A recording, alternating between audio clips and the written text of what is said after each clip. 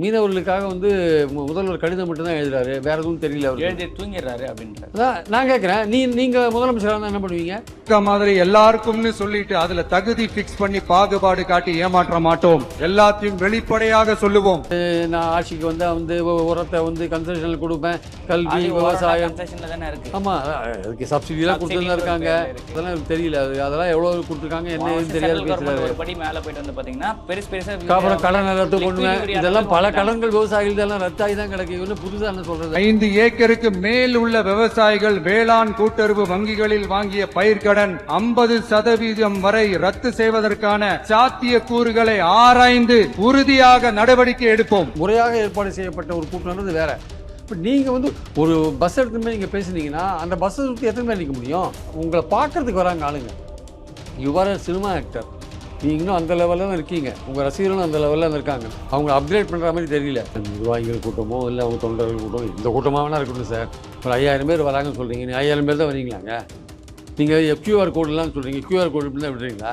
அந்த அணை ஸ்ட்ராங்காக இருக்கிறதுக்கு அதை கண்டுபிடிக்கிறதுக்கு என்ன ப்ரொசீஜர் வச்சுருக்காங்க, அது எப்படி கண்டுபிடிக்கிறாங்க, ஸ்ட்ராங்காக இருக்கா இல்லையா, அந்த ப்ரொசீஜர்லாம் எனக்கு தெரிகின்றார். அந்த ப்ரொசீஜர்லாம் தெரிஞ்ச உங்களுக்கு வேறு பல நடைமுறைகளும் தெரியாதே இருக்க. தண்ணி தர மாட்டேன், காவேரியில் தண்ணி தர மாட்டேன்றான், மேகதாது கட்டுறான், அதை பற்றி பேசுங்க. ஏன் பேச மாட்டேன்னீங்க? எங்கள் மீனவர்கள் அங்கே செத்துருக்காங்க, நீங்கள் ஏன் தூங்கி இருக்கீங்க? எங்கள் ஸ்டேட் கவர்மெண்ட் இவ்வளோ லெட்டர் இருக்காங்களே, ஏன் தூங்கி இருக்கீங்கன்னு கேளுங்க. மத்திய அரசு கேட்குறது தைரியம் இல்லையா? ஏன் உங்கள் ரசிகர்களை வந்து தவறாக வழி நடத்துறீங்க? சிபிஎஃப்சி வந்து பார்த்தீங்கன்னா மத்திய அரசோட ஒரு ஏவல் துறையாக மாறிடுச்சு அப்படின்ற ஒரு விஷயம் தான் போட்டிருக்காரு. இது பூசி முழுகிற அளவுக்குலாம் ஒன்றால் டேரக்டர் ஹிட்ன்ற மாதிரி விஷயம் தான் போட்டிருக்கு. இதையே ஒரு பூசி மொழின்னு சொல்கிறாருன்னு ஒரு கேள்வி இருக்குது. ஜனநாயகன்ற பேர் சொல்லலை, அதனால்.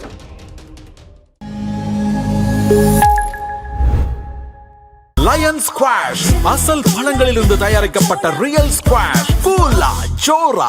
நாதாஸ் நேயர்களுக்கு வணக்கம். அரசியல் பல பரபரப்பான கட்டங்களை நோக்கி நகர்த்து கொண்டு இருக்கிறது. அது குறித்து உதவிக்க மூத்த பத்திரிகையாளர் திரு பிரியன் அவர்கள் நம்ம இணைந்திருக்கிறார். வணக்கம் சார். வணக்கம் சார். சார், தமிழ்நாட்டில் வந்து பார்த்தீங்கன்னா அடுத்த ஒரு மாற்று சக்தியை வந்து விஜய் அவர்கள் வந்து எமர்ஜாய் வராருன்ற மாதிரி விஷயங்கள் வந்து பல பேர் சொல்லிக்கிட்டு இருக்காங்க. இன்றைக்கி தஞ்சாவூரில் அவரோட கூட்டத்தில் பல விஷயங்கள் அவர் வந்து பேசியிருக்காரு. குறிப்பாக அந்த பழி வாங்குறாங்க அப்படின்ற மாதிரி விஷயங்கள் அவர் திருப்பி வந்து சொல்லிட்டே இருக்கார். யார் பழி வாங்குறாங்க அப்படின்ற விஷயங்கள் இப்போ கேட்கறப்போ விஜய் விசஸ் ஸ்டாலின் அப்படின்ற ஒரு ஸ்டேட்மெண்ட்டுக்குள்ளே அவர் போகிறார். உண்மையாகவே ஸ்டாலின் அவர்கள் வந்து விஜய் பழி வாங்குற மாதிரி விஷயங்கள் செய்கிறாரான்னு ஒரு கேள்வி இருக்குல்ல? இல்லை, அவர் இன்றைக்கி பேசும்போது என்ன சொல்கிறாருன்னா, அதாவது திமுக அதிமுக 2 பேருமே சேர்ந்து நம்மளை முடக்கிறாங்கன்ற மாதிரி தான் பேசினார். ஆக்சுவலாக திமுக வந்து ஒரு வேளை எஸ்ஓபின்ற லெவலில் ஏதோ போட்டு முடக்கிறாங்க, அதிமுக நம்ம மேலே வேண்டாத பழியெல்லாம் சுமத்துறாங்கன்ற மாதிரி ஒரு விஷயத்தை அவர் சொன்னார். அவர் ஆக்சுவலாக அதாவது கரூர் சம்பவத்துக்கு அப்புறம் ஜனநாயக உரையும் அவர் பேசுகிறார். கரூர் சம்பவத்துக்கு அப்புறம் ஜனநாயக உரையும் நம்மளை முடக்கிறதுக்கான பல வேலைகள் நடக்குது. இவர் வந்து கூட்டம் நடத்துறதுக்கு விட மாட்டேங்கிறார். ஸ்டாண்டர்ட் ஆப்ரேட்டிங் ப்ரொசீஜர்னு, அதாவது ஒரு அடிப்படை அறிவே இல்லாமல் பேசிகிட்டு இருக்காங்க. அதாவது எப்படின்னா, கோர்ட் மூலமாக ஒரு ஸ்டாண்டர்ட் ஆப்ரேட்டிங் ப்ரொசீஜர் ஆப்ரேட் ஆகுதுங்க. அதாவது ஒவ்வொரு கூட்டமும் ஒவ்வொரு விதமாக இருக்கும். ஹாலில் ஒரு கூட்டம் போட்டால் அதுக்கு ஒரு ஸ்டாண்டிங் ஆப்ரேட்டிங் ப்ரொசீஜராக இருக்கும். ரோட்டில் நின்று நீங்கள் வேனில் பேசுனீங்கன்னா அதுக்கு ஒரு எஸ்ஓபி இருக்கும். நீங்கள் ஒரு திடலில் வந்து ஒரு நிறைய சேர்ஸ்லாம் போட்டுட்டு எல்லாம் பக்காவாக பந்தாவாக ஏற்பாடு பண்ணிட்டு நீங்கள் அதுக்கு மக்கள் வந்து தீ விபத்து ஏற்பட்டால் தப்பிக்கிறதுக்கான வழியெல்லாம் பண்ணிவிட்டு அந்த மாதிரிலாம் பண்ணிவிட்டு ஹாஸ்பிட்டல் ஃபெசிலிட்டிஸு டாக்டர் அது இதுன்னு வச்சுட்டு குடிநீர் நீர் வச்சுட்டு இது மாதிரி ஸ்நாக்ஸ் அரேஞ்ச் பண்ணுறது, இது மாதிரி அது ஒரு தனி செட்டப்பு. எல்லாத்துக்கும் ஒவ்வொரு விதமாக இருக்குது. நீங்கள் வந்து வேன்லேருந்து தானே பேசுகிறீங்க, நீங்கள் வேன்லேருந்து தான் பேசுகிறீங்க. நீங்கள் வேன்லேருந்து பேசும்போது உங்கள் வேனை சுற்றி எவ்வளோ பேர் நிற்க முடியும், அந்த நீங்கள் எந்த இடத்துல கூட்டம் போடுறீங்க, நீங்கள் மாநாடு மாதிரி உங்களுக்கு நினச்சா அதுக்கு ஒரு ஆப்ரேட்டிங் ப்ரொசீஜர் இருக்குது. இல்லை, இந்த இடத்துல இந்த வேனோட தேவை எங்கே ஏற்படுதுன்னு ஒரு கேள்வி வருதுல்ல? ஏன் அப்படின்னா, இதுக்கு முன்னாடி வந்து ஊராக போனார், போகிற வழியெல்லாம் கை காட்டுவார்ன்ற விஷயங்கள்லாம் இருந்துச்சு. அதனால் அந்த ஒரு பஸ்ஸு தேவைப்பட்டுச்சு. இப்போ எடப்பாடி அவர்கள் பஸ் யூஸ் பண்ணார், அண்ணாமலை அவர்கள் பஸ் யூஸ் பண்ணார். போகிறவங்களாம் அங்கங்கே பஸ் நிறுத்தி சின்னதாக பேசிட்டு போனாங்க.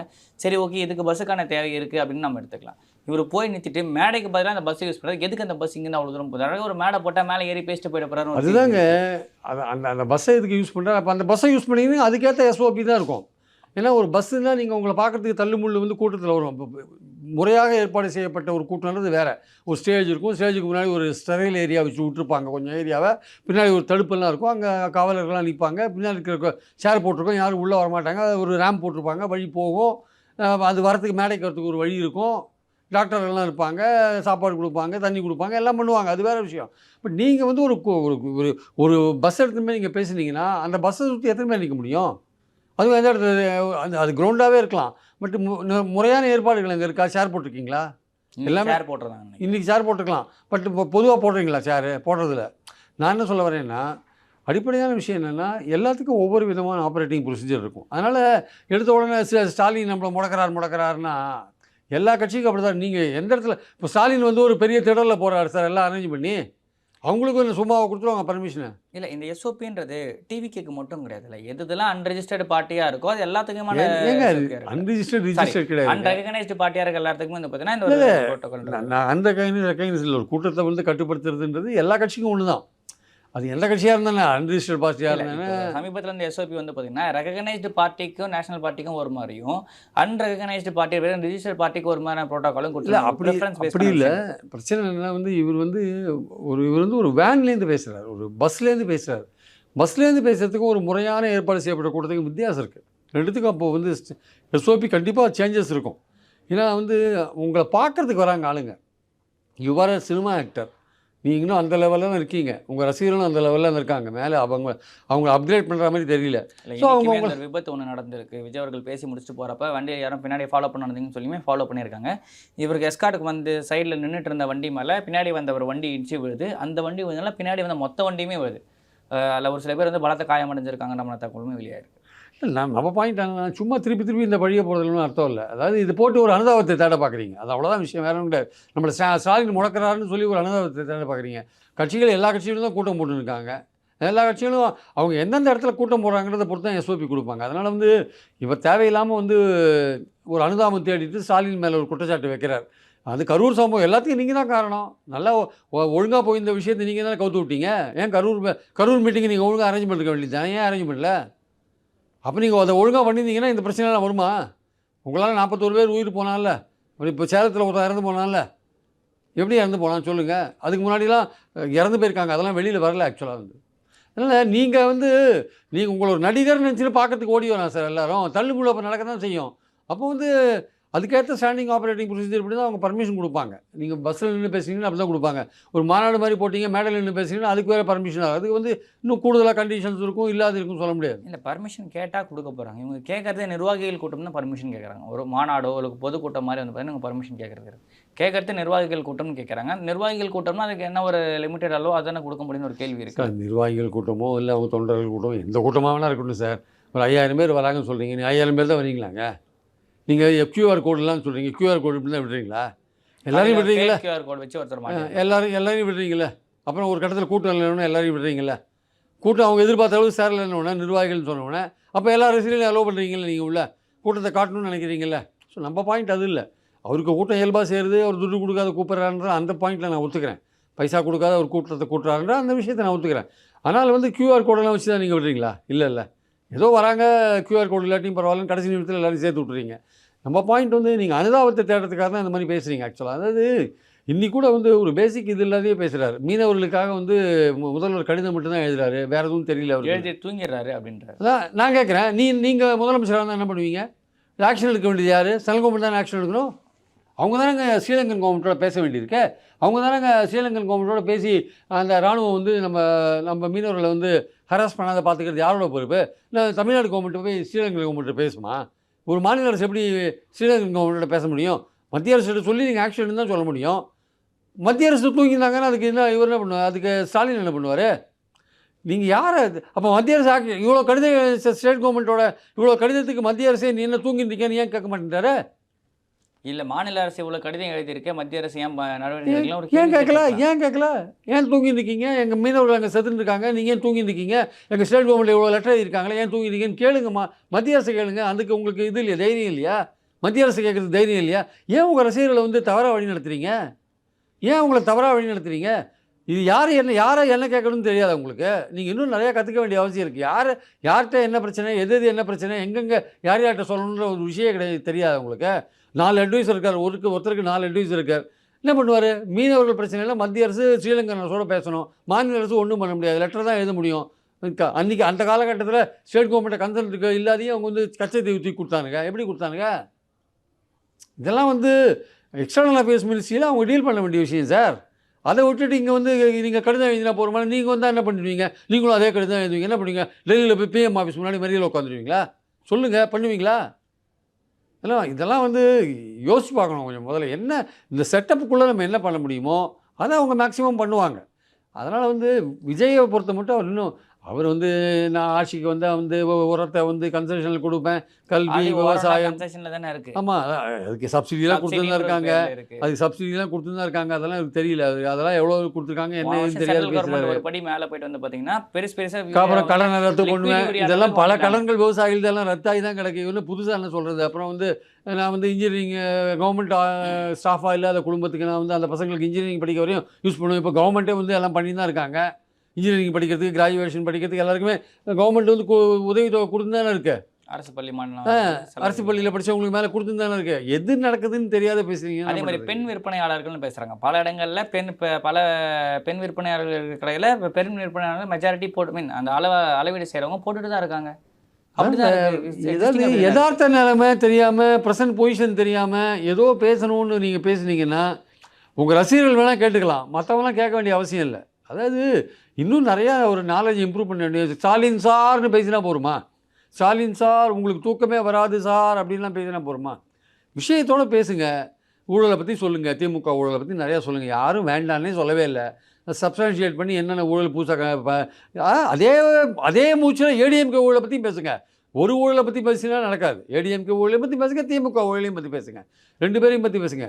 அதை ஒரு ஊழலை மட்டும் விட்டுட்டு பாஜக ஊழலையும் பற்றி பேசணும். நீங்கள் பேசுகிறது பாஜக ஊழலையும் பற்றி பேசுகிறேங்க. தமிழ்நாடு கவர்மெண்ட்டுக்கு பாஜக நிதி கொடுக்காத விஷயத்தையும் பேசுங்க. ஏன் பேச மாட்டேறீங்க? நீங்கள் வந்தால் மட்டும் என்ன புதுசாக மாறுதல் வந்துட போது? இதே மாதிரி தான் அவங்க கொடுக்காது இருப்பாங்க. அப்போ என்ன பண்ணுவீங்க நீங்கள்? 3வது மொழியை நாங்கள் பள்ளிகளில் சொல்லித்தர மாட்டோம்னு சொன்னதுக்கு நிதி கொடுக்காது இருக்காங்க. நீங்கள் வந்தால் இதே தான் சொல்ல போகிறாங்க. அப்போ நீங்கள் என்ன எப்படி வாங்குவீங்க? நிதி எப்படி வாங்குவீங்க? அப்போ பாஜக எதிர்க்க வேண்டிய கட்டாயத்துக்கு ஸ்டேட் கவர்மெண்ட் தள்ளப்படுது. நீங்கள் பாஜகவை மென்மையாக வருடி கொடுக்குற மாதிரி போயிருந்தீங்கன்னா என்ன அர்த்தம்? இப்போ பிஜேபி கவர்மெண்ட் இப்போ நடக்கிற பிரச்சனைகள்லாம் யார் காரணம்னு கேட்டால் நேருன்னு சொல்கிற மாதிரி, சப்போஸ் விஜய் அவர்கள் கவர்மெண்ட் ஃபார்மெண்ட் இப்போ நடக்கிற பிரச்சனை யார் காரணம்? ஸ்டாலின் தான் சொல்லுவார். அதாங்க ஸ்டாலின் தான். அவர் நான் என்ன சொல்கிறேன், எல்லா பிரச்சனையும் நீங்கள் பேசுங்க. எல்லாத்துக்கும் திமுக பக்கம் வந்து அதே நீங்கள் எல்லாத்துக்கும் திமுகன்னா நான் சொல்கிறேன், நீங்கள் மத்திய அரசோட பொசிஷன் என்ன, பொறுப்பு என்ன உங்களுக்கு? மீனவர் விஷயத்தில் உங்கள் பொறுப்பு என்ன? கேளுங்க. ஏங்க ஆக்ஷன் எடுக்க மாட்டேன்றீங்க? குஜராத் மீனவர்கள் பிடிச்சிட்டு போனால் இந்திய மீனவர்களை பிடிச்சிட்டு போயிட்டான்றீங்க. இங்கே வந்து தமிழ்நாட்டு மீனவர்கள் பிடிச்சிட்டு போனால் தமிழக மீனவர்கள்னு சொல்கிறீங்க. அதுலேயே நீங்கள் பிரிவினையை காட்டுறீங்க. நீங்கள் ஏன் இது மாதிரிலாம் உங்களுக்கு ஆக்சுவலாக உங்கள் தூர்தர்ஷன் செய்தி எப்படி சொல்லுது? அரசு செய்தி இந்திய மீனவர்கள் அவங்கள சொல்லுது, தமிழக மீனவர்கள் இவங்கள சொல்லுது. ஏன் இது மாதிரி சொல்கிறீங்க? இந்தியன் ஃபிஷர்மேன் ஏன் இவங்களை சொல்ல மாட்டேறீங்க? அதுலேயே ஒரு பிரிவினையை காட்டுறீங்கல்ல, ஏன் காட்டுறீங்க? ஸோ நம்ம பாயிண்ட் என்னென்னா அது இல்லை. விஜய் வந்து இன்னும் நிறையா கற்றுக்க வேண்டியிருக்கு. Has to learn more. நம்ம வந்து அவர் சொன்னால் அவர் 4 அட்வைசர் எதுக்கு இருக்கான்னு எனக்கு தெரியல. எனக்கு ஆக்சுவலாக அவர் 4 தொகுதியில் நிற்கலாம் அப்படின்ற அளவுக்கு சொல்கிற அளவுக்கு தான் அட்வைசர். ஒரு பிரச்சனையை வந்து யாருக்கு அட்ரஸ் பண்ணணும், எப்படி அட்ரஸ் பண்ணணும், இருக்கிற சிஸ்டத்தில் இருக்கிற லிமிடேஷன்ஸ் என்னவா இருக்குது, அதில் எவ்வளோ தூரம் நம்ம பண்ண முடியும், ஸ்டேட் கவர்மெண்ட்டோட ரோல் எந்த அளவுக்கு இருக்குது. நீட் வந்து ஒரு தீர்க்க முடியாத ஒரு விஷயத்துக்கு வாக்குறுதி கொடுத்தாங்க சார், இல்லைன்னு சொல்ல. யூபிஏ கவர்மெண்ட் இருக்கும்போது அவங்க கொண்டு வந்த அந்த சட்டத்தில் வந்து எந்தெந்த மாநில அரசுகள் இதை விரும்புதோ அதை அமல்படுத்திக்கலாம்னு ஒரு விஷயத்தை வச்சுருந்தாங்க. அந்த அடிப்படையில் வந்து இப்போது ராகுல் காந்தி என்ன சொன்னார்? இருக்கிறவங்க வரைக்கும் அது அப்படி தான் இருந்துச்சு. ஆமாம், ராகுல் காந்தி என்ன சொன்னார்? நாங்கள் மீண்டும் ஆட்சிக்கு வந்தால் எந்தெந்த ஸ்டேட் விரும்பலையோ நாங்கள் எடுத்துருவோம், நீட் அதில் எடுத்துருவோம்னாரு. அப்போ அவங்க என்ன நினச்சாங்க? சரி 19 பார்லிமெண்ட் எலெக்ஷன் வந்து 24 பார்லிமெண்ட் எலெக்ஷன்ஸில் வந்து ஏதாவது ஒரு சேஞ்சஸ் வரும், ஏதாவது வந்ததுன்னா நம்ம வந்து இபிஏ கவர்மெண்ட் வந்ததுன்னா நம்ம ட்ரை பண்ணி பார்க்கலாம். அதுக்கு முன்னாடியே மசோதா நிறைவேற்றி அனுப்பிச்சிட்டாங்க. மாநில அரசு வந்து சட்டமன்றத்தில் 2 தடவை மசோதா, ஒரு தடவை இபிஎஸ் இருக்கும்போது ஒரு மசோதா நிறைவேற்றி அனுப்பிச்சு திருப்பி அனுப்பிச்சிட்டாங்க. அது 18 மாதம் கழிச்சு தான் இபிஎஸ்க்கு ஞாபகம் வந்தது. அது மாதிரி ஒரு மசோதா அனுப்பிச்சோடனே அப்புறம் மறுபடியும் ஸ்டாலின் ஆட்சியில் மறுபடியும் அனுப்பிச்சாங்க. இப்போ அந்த மசோதா தூக்கி பிரசிடென்ட்டில் எங்கள் குப்பத்தூரில் போட்டு வச்சுருக்காங்க. அதை கேளுங்களேன். மாநில அரசு ஸ்டேட் கவர்மெண்ட் மூலமாக மசோதா நிறைவேற்றி அனுப்பிச்சி வச்சுது. அது ஏன் தூங்கிட்டு இருக்கீங்க? அதை ஏன் நீங்கள் ஒன்றும் அதில் ஏன் ஆக்ஷன் எடுக்க மாட்டேன்னு கேளுங்க. மாநில அரசு ஒரு ஆக்ஷன் எடுத்துருக்குல்ல, கேளுங்க. அதை கேளுங்க. எதுவுமே எடுக்காத இருந்தால் பரவாயில்ல. அதெல்லாம் கேட்காத விட்டுட்டு சும்மா திருப்பி ஸ்டாலின் சார்னு பேசினா என்ன சார் பிரயோஜனம்? நான் ஸ்டாலின் மேலே எல்லா குற்றச்சாட்டும் சொல்லுங்கள், ஆதாரபூர்வமாக சொல்லுங்கள், விஷயத்தோடு சொல்லுங்கள். ஆக்சுவலாக வந்து உங்கள் ரசிகர்களை வந்து திருப்திப்படுத்தணுன்றதுக்காக பேசிகிட்டு இருக்காதீங்க. அமைச்சர் எம்ஆர்கே பன்னீர்செல்வம் என்ன சொல்லலாம்னு பார்த்தீங்கன்னா, வழக்கத்தோடு வந்து பார்த்திங்கன்னா இந்த வருஷம் வந்து ப்ரொடக்ஷனே ஜாஸ்தி ஆகிடுச்சு, 3 மடங்கு ப்ரொடக்ஷன் இருந்துச்சு அப்படின்ற மாதிரி விஷயங்கள் சொல்லுது. வேஸ்ட்டாலாம் போகல, ரெகுலராக நம்ம ப்ரொக்யூர்மெண்ட் பண்ணுற அளவுக்கு இருக்குது, ப்ரொடக்ஷனே ஜாஸ்தி ஆகிடுச்சுன்ற மாதிரி விஷயங்கள்லாம் சொல்கிறாங்க. அதேமாதிரி அந்த ஈரப்பதம் அந்த இது சார்ந்த விஷயங்கள் 22% வரைக்கும் அலோவ் பண்ணுன்ற விஷயங்கள்லாம் ஸ்டாலின் அவர்களுக்கு வந்து கேட்டு மத்திய அரசு கடிதம்லாம் போட்டிருந்தார். பட் மத்திய அரசு அதை கொடுக்கவே இல்லை சார், அந்த பர்மிஷனை கடைசி வரையும். அது விஜய்க்கு தெரியாதா? அதெல்லாம் அது விஜய்க்கு தெரியாதா? ஏன் விஜய்க்கு யாரும் சொல்லலை? அந்த அந்த ஈரப்பதம் வந்து ஒரு குறிப்பிட்ட சதவீதம் வரையும் இருக்கணும், அதுக்கு அலோவ் பண்ணணும் அப்படின்றது வந்து மத்திய அரசு தானே பண்ணணும். கமிட்டிலாம் வந்ததில்ல, அப்புறம் அவங்க என்ன பண்ணாங்க? அப்போ இவர் என்ன பண்ணாரு ஒரு கேள்வி. இவர் என்ன பண்ணார்? விவசாயிகளுக்கு ஒரு ஆபத்து வர விட மாட்டேன், பரந்தூரில் அது பண்ணுவோம் இது பண்ணுவோன்னு சொன்னார். கரெக்ட். பரந்தூருக்கு என்ன பண்ணீங்க?